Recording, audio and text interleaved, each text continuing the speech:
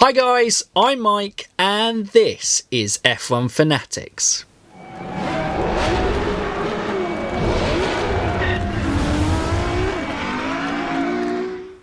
Welcome back to another F1 Worldwide, and we have another guest. Yes, we are back in the UK with this one. I believe when it comes out the previous week will have been in America with Race Fan Heaven, so that would have been good as well. But we are here with Aimee today. So Aimee, thank you very much for coming on. Thank you for having me. Oh, that's no problem at all. It was exciting. Part of, obviously, we had Jason on a kind of couple of weeks back from there talking about Schumacher. So I think we kind of probably got introduced through the massive group chat that Jason created on Twitter. When I first joined, I genuinely don't think I expected it to have such an impact. Like, I've met some of the people on it, and it's just, I think it's changed my life. It's such a lovely group chat. I don't know what I'd do without it now. Yeah, it is crazy. It was such a kind of bizarre idea. You're like, oh okay, and then it was almost like first day of school. I think everyone introducing and stuff, and it's just crazy. Like I know, obviously you met Jason at Autosport, and a couple of other people, and it's a really nice place to share kind of F1 chat, and hopefully this podcast is a little bit of a place to kind of do it and chat about a topic on F1 that is I'll try to get it close to you. So I'll introduce the topic, and then we'll start off with Aimee's view. So the topic today, it's fair to say with a chat with Aimee that she's a fan of Charles Leclerc, she's a bigger fan of Daniel Ricciardo, and one of the prospective kind of maybe future teammate partnerships are maybe Charles Leclerc, obviously long-term future committed to Ferrari, and if Sebastian Vettel retires at the end of the 2020 season or leaves Ferrari, Daniel Ricciardo is probably one of the kind of favourites muted there if he decides to leave Renault. So the question we start off with today, Aimee, is what do you think that's a likely partnership, and do you think it would be a good partnership? Well, I'd love it to happen purely because it'd be like my two favourite drivers in the same team. But I think they both started to be number one drivers, and this is why it was sort of, Daniel didn't join Mercedes because he would be number two, and then he didn't join Ferrari because he'd have the same issues with Vettel he had at Red Bull. So personally, I'm like, I don't think he'd go because he wants to be number one driver. But then again, because he has this, I think he's half Italian, like his mum's Italian or something along those lines. It's like having the dream of having like a half Italian driver driving for Ferrari, and if they're hopefully going to win the championship, then you'd sort of think he'd go, but I don't know within the politics whether he would or not. Yeah, I think that's good.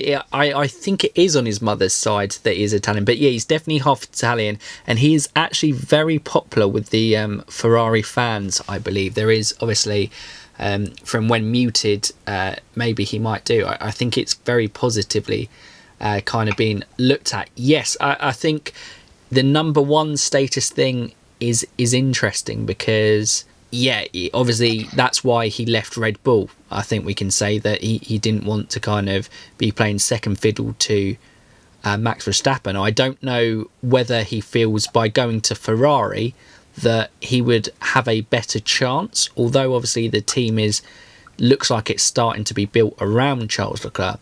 I don't know if he fancies his chances more against Leclerc than he did against Verstappen, so that might appeal on that front. But I think things would have to go seriously bad at Renault this year for him to kind of part ways from that one. But obviously they seem quite good friends, so if in this hypothetical world we've got Daniel Ricciardo and Charles Leclerc in the same team, do you think they can maintain their friendship that they've got off track? Do you know what, I don't know this, because I'm like, they're such good friends. You see like the videos of them sleeping and prodding each other while they're on the helicopter and stuff like this.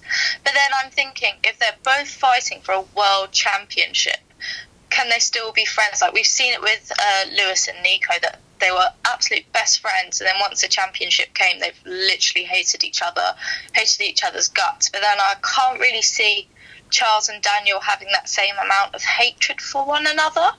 It's sort of like Lewis, you can sort of tell he doesn't want to make friends. He's purely in it for the World Championships. But I can sort of see Charles and Daniel wanting a friendship maybe more than sort of this hatred rivalry which would come about. But then it's this thing is, if they're both fighting for it, and it's like that classic thing of one's first 1 week, 1 second, 1 week, and it's getting so close, how well can you maintain that friendship? Because I don't know how many people could. And even though Daniel's probably the smiliest man on the grid, I don't know if he could keep it up. Because he's not really been tested in that way before either, which is quite interesting. Yeah, I think you raised some very interesting points there, Aimee. I think I agree with you. I'm not entirely sure you can ever have a harmonious partnership where the talent levels are pretty similar, or that you've got two drivers who have the potential to be world champions. Because, you know, at the end of the day, there's not many people there've been loads of drivers who've competed in F1, and there's not many people in the world who can say, I'm the best at something in the world, I'm world champion in the world. And you forever go down in the history books if you become a world champion. And, you know, when push comes to shove, I agree. I think they probably would be able to maintain a friendship better than Nico and Lewis did, because I think they were both very, very driven. And the goal to be a world champion was ahead of the friendship. But I feel like Charles and Daniel, it's a little bit closer. But yeah, when push comes to shove, if they really wanted it and it was really competitive, you'd certainly see cracks, I think, in that friendship. Yeah, especially that Daniel beforehand, like if you looked at his sort of Red Bull winnings, the only ever time he properly lost a race was the Monaco Grand Prix, when they got it was the pit stop completely wrong. And I think that's the only time you've ever seen him on the grid completely lost it. I was like, you've never seen this side of Daniel before. So it's sort of like, would this come back? That was mainly at the team, but you have to move on because it's your team, rather than just like someone else.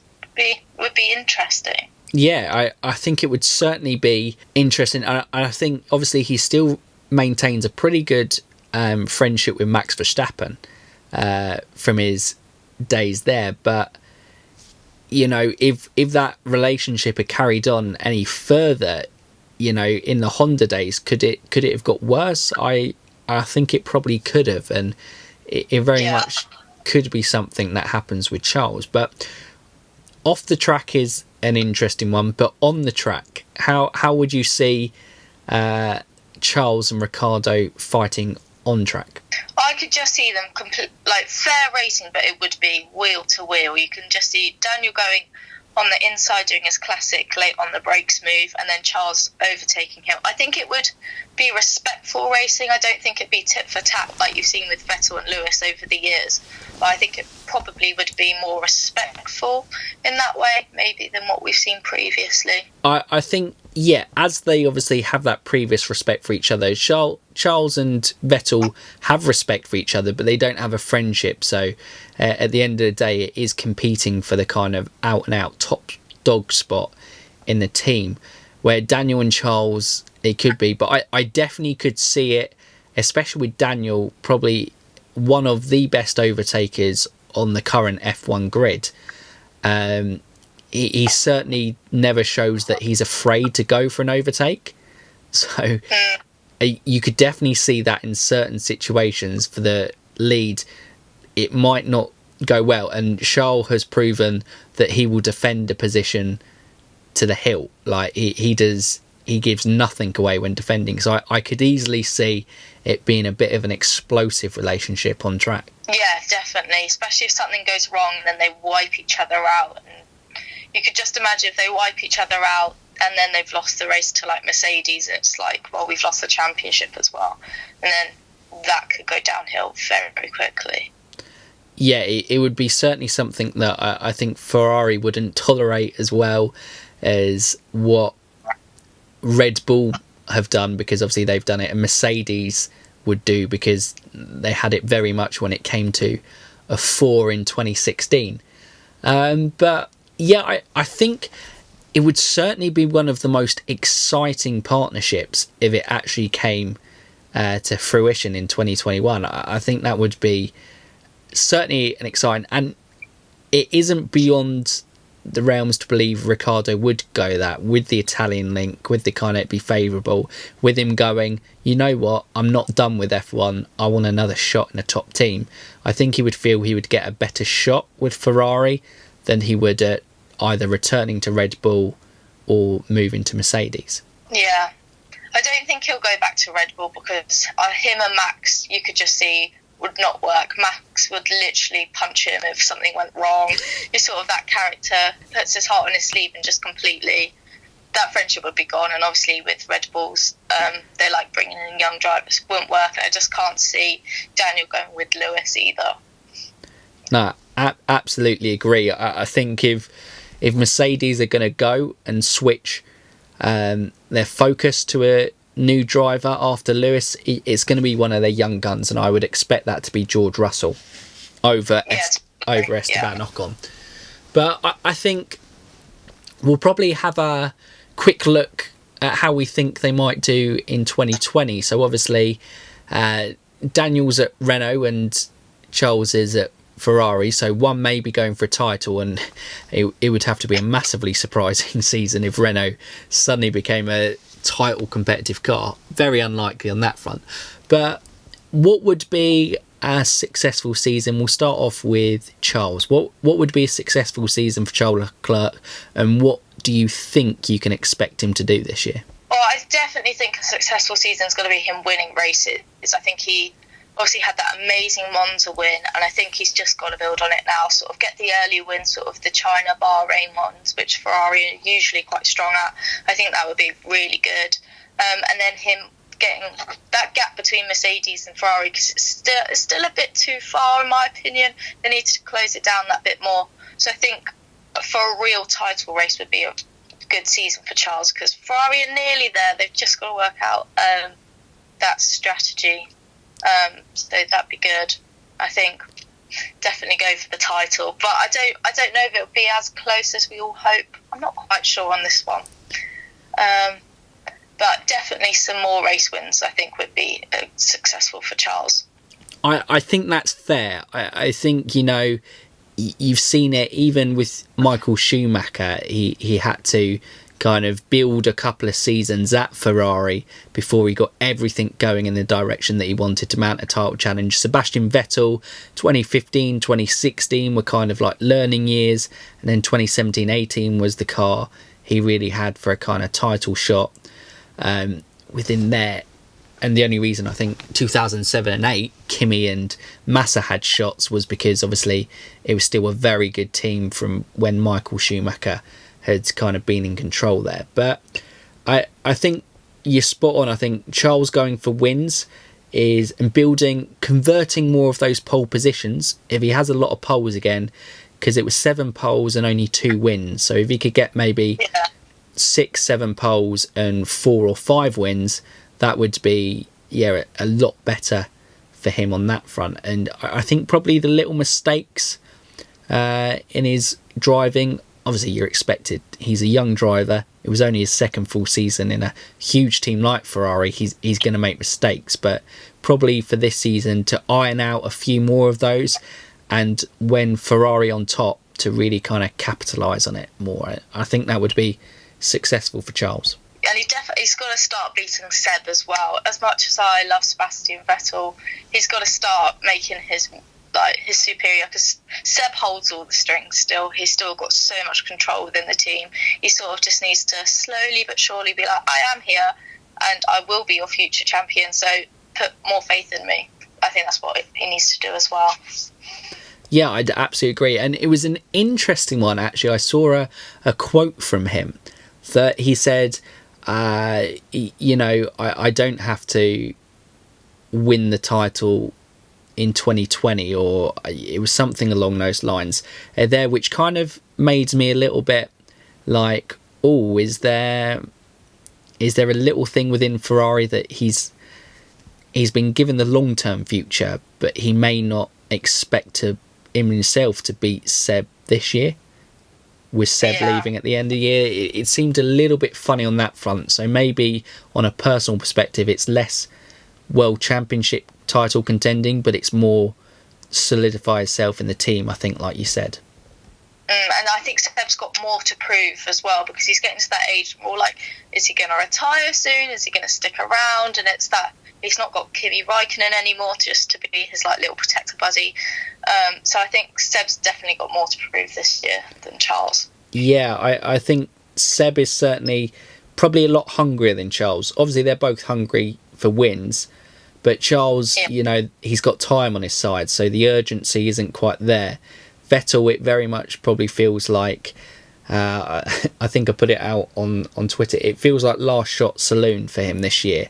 And, that might be the motivation that drives him. But we'll switch on to Daniel. And so what would in your books constitute a successful season for Ricciardo and Renault?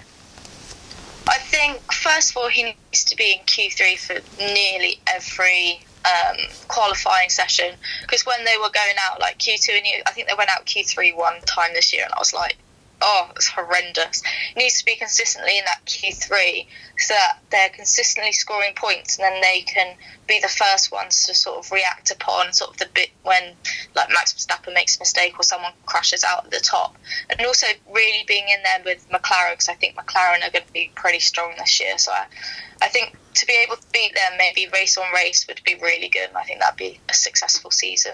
Yeah, I think Renault definitely need to, with McLaren, almost bridge a gap between them and, bridge a gap between them and Red Bull, see if they can get that closer and make more of a gap between themselves and Racing Point, AlphaTauri, Alfa Romeo and Haas. By, really kind of saying, look, we're the guys charging to kind of rein those top three teams in. And I think Ricciardo, realistically, I mean, if he's got the car beneath him, so much does rely on that. But you think best of the rest would probably be a success for Ricciardo this year, because he probably is, out of the four drivers in the McLaren and Renault teams, he is the best one out of those. Yeah, definitely agree with that. It'd be interesting to see as well how he compares to Esteban Ocon, because obviously we've not seen him for a couple of years, and he's going to come back, and he's a very good driver, and I think he also could go to Mercedes if Lewis leaves or Valtteri leaves. So I think that'd be really interesting to see how their dynamic gets on, because I know Ocon can be a bit fruity as well with how he can react to situations. So I think that'd be really interesting as well. That is certainly one of the most, I think, exciting inter-team mate battles this season. That's for sure. I think it will probably be the most, Seb and Charles, I think the easiest to pick is potentially the most explosive, because it always, you kind of saw hints of it last year, and also they potentially have the prospect of fighting for a title. But I think Ocon and Ricciardo definitely in the midfield look like it will be the fiercest one, because Ricciardo want to really establish himself and hopefully take Renault forward and make Renault his Mercedes, like Lewis did in 2013-2014. But Ocon will be like, I've been out for a year, I thought it was wrong for me to be dropped, I've got to prove myself. I don't care about Ricciardo, I'm just here to beat him. So I think it's certainly going to be very fiery, and as much as we said we could see Charles and Ricciardo saving the friendship, I don't think there's going to be any love lost between Ricciardo and Ocon this season. Yeah, I think, and that's probably the first time for Daniel he's not going to have like a teammate which he's really enjoyed. I mean, I know him and Seb probably didn't get on the best, but he had such a good relationship with Max, and he had a pretty good one with Hülkenberg as well. And I think this could be the first year he's probably might not feel as good this year on the teammate front. It might be like roles reversed when he came into Red Bull, and then Sebastian was like, who is this person nearly doing better than me? Daniel might just have to be aware he might have this young blood that's going to really push him. So it'd be really interesting. Yeah, it'd be absolutely fascinating to see. But I think Ricciardo and Charles are quite interesting ones, because how their 2020 performance goes this year could really be how it sets up the next decade for them. Because Ricciardo's young enough that if it's successful, he could go on and compete in as long as Lewis and Kimi if he wants to, and find success in World Championship. And obviously Charles is looking to become the next big thing in F1 alongside Max Verstappen. He's looking to overcome that battle. So having meeting their kind of personal goals in 2020, it could be very interesting to see how it sets up, especially 2021. Yeah, definitely, especially with the new regulation changes coming in, and hopefully we're going to see a closer battle, so it'd be really interesting, especially that I think a few seats are going to be up for the market come 2021 as well. Be really good. Yeah, I think a lot relies on how we started this conversation. If Vettel leaves that Ferrari seat, I think that's what will make things exciting, the driver market, because that means a top seat's available. And if a top seat becomes available, that's when all the musical chairs below it almost comes into play. I think if the top teams stay predictable, then, you know, the teams below it tend to play it a bit safer, I think, as well. Yeah, very true. I think there might be a Mercedes seat come 2021 as well. I think Valtteri could be his last year, so I think there might be a Mercedes seat, which would make it really interesting as well, especially if there was a Ferrari seat, Mercedes seat all available. That certainly would make it exciting, and it would depend on, see, if Ocon has a good season, you know, it could then make it a really close fight between him and Russell for the Mercedes seat. And then the Ferrari seat, like we said, it could, you know, you don't know if Giovinazzi has a good year. He might go in as just a kind of compliant number 2 to Charles Leclerc. There's so many there's so many options that could happen, and these are two drivers, although Charles won't be moving, I think instrumental to that 2021 market for how it might unfold. So what I'll do in terms of a rounding off topic for this podcast is, obviously we've spoken about them, you like him both, but it'd be interesting to find out a little bit more of, you know, what warms you to both Charles and Daniel Ricciardo, and when you both started kind of taking an interest in both, and, you know, why you've kind of supported them as drivers. So we'll start off with Ricciardo this time. So, when did you start supporting Ricciardo, and what is it for Ricciardo that makes you go, I want to be a fan of him? Well, I got into the sport about 2012, 2013, around that period, and he was just starting to come into the grid.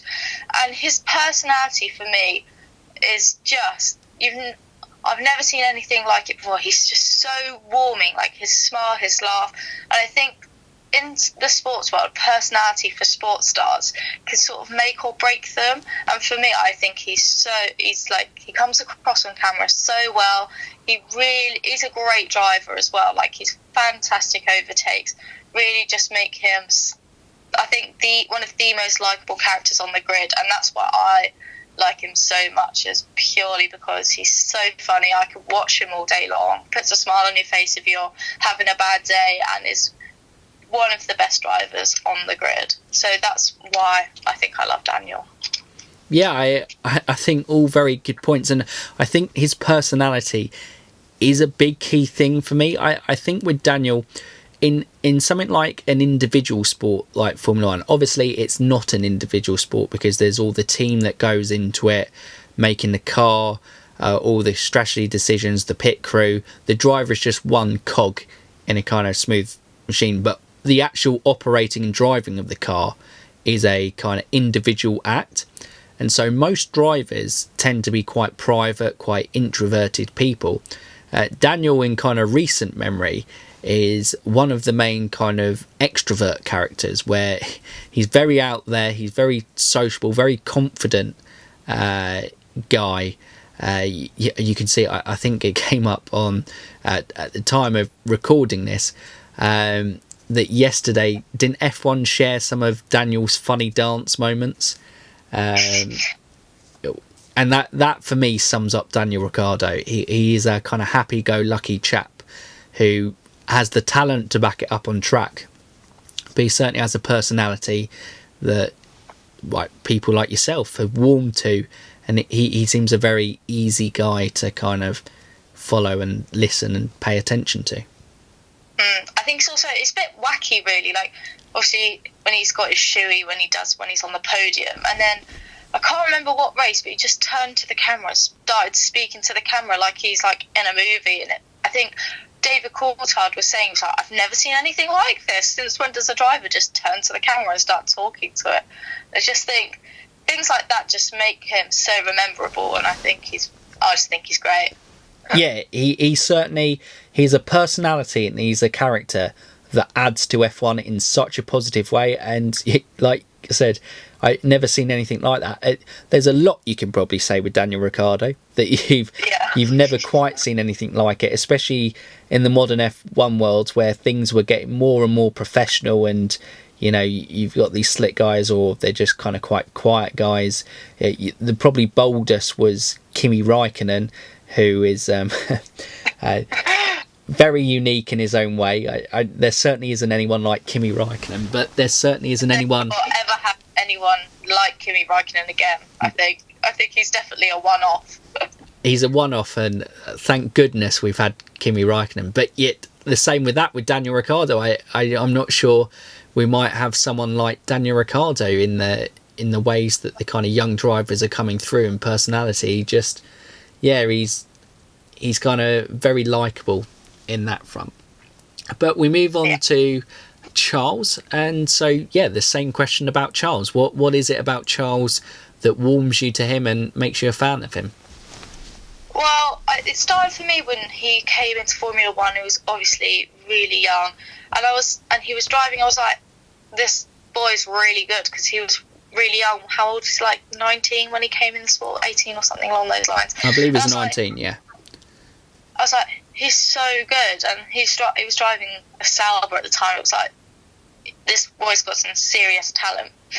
And then when he moved to Ferrari, for me, was like the pinnacle. I was like, he is amazing. He was beating like Seb, and Seb does not like to be beat. So I was like, he's pretty good. He's got a 4-time world champion next to him, and he made him look like he's just the new boy on the block. And then once you watch his interviews, he's so down to earth, and I think he's just so nice. And I was like, I really warmed sort of to that humbleness about him, and from then I just completely loved him as a person. And then obviously I got his signature Autosport, and that just completely tops it off. So he's just so lovely, I think, and that's what really draws me to him. He certainly comes across as a very kind of well-grounded and mature character beyond his years, and he shows just enough personality, but also is reserved and professional enough in front of the cameras that he knows what to do his job. He does seem to have a very big focus, and I think obviously I quite like Kimi, and love him as a driver, and I was a little bit disappointed to see him leaving Ferrari at the end of 2018. I was like, is it too young for this kid Charles? Like, he's clearly got the talent, and is this just like a move because Ferrari are scared of Verstappen and they just want to kind of kind of cover off Verstappen, and they're almost shooting themselves in the foot early here? But from Bahrain, I think everyone went, you know what, they've made the right choice here. It was stay behind Seb. Nope, I'm quicker than him.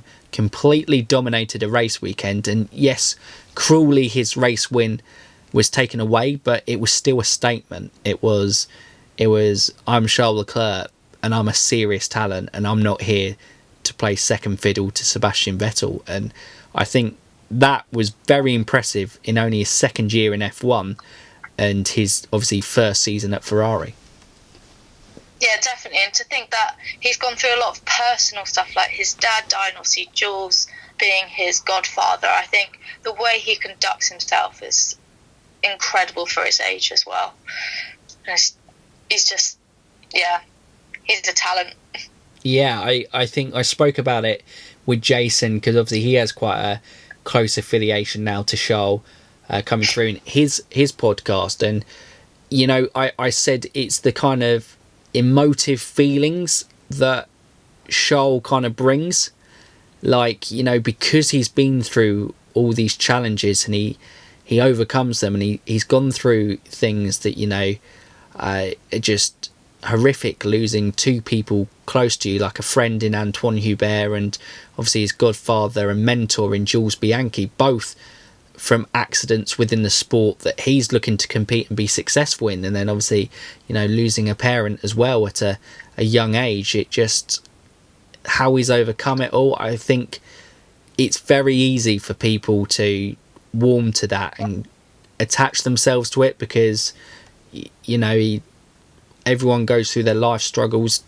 Losing people in their life, unfortunately, is something that we all have to experience and go through at stages. And to see him rising above it all and still following his dream, I think is something that people like to attach themselves quite well to. Yeah, definitely. And I think that rounds up just about everything on our topic from today. It's been a kind of fantastic chat that we've had, Aimee. I think the Vettel and Leclerc not Vettel, well, that is interesting as well, but Ricciardo and Leclerc discussion and future partnerships, I think it's an interesting one to see. And it's, you know, obviously you will follow them closely anyway, being a fan of them, but I think it, over the next 3-4 years, there's certainly drivers that'll be very interesting to see how each of their individual careers blossom. Definitely. But thank you so much for coming on, Aimee. I've really kind of enjoyed having the chat with you, as always, on these fan podcasts. It's nice to kind of, you know, take away from talking on chat and kind of have a chat in person and about, you know, a topic that, you know, we love, which is F1. And yeah, it's been fantastic hearing your thoughts on the topic that we did today. Yeah, thank you for having me again. It's been really nice. Nice, no problem at all. And if you're a fan like Aimee has been today, you know, it was just a kind of nice, relaxed chat. If you're a fan of the sport, that's all you need to qualify to come on and chat on the podcast. We'll have fun talking about F1 because it's something that we all love. But yes, thank you very much, Aimee, for coming on. And yeah, guys, if you are new around here, you can subscribe to the channel. You can click that bell notification and keep up with all our latest content. Every Thursday, and in the season it'll be every other Thursday, we have the F1 Worldwide coming out, where we just chat to F1s about F1, and it's a great thing to do. But for now, you F1 fans, keep racing.